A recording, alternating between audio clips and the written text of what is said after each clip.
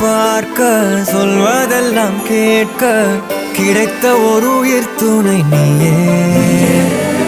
என் சிரிப்பில் பாதி என் துயரில் பாதி பகிர்ந்து நீ அருந்துகிறாயே.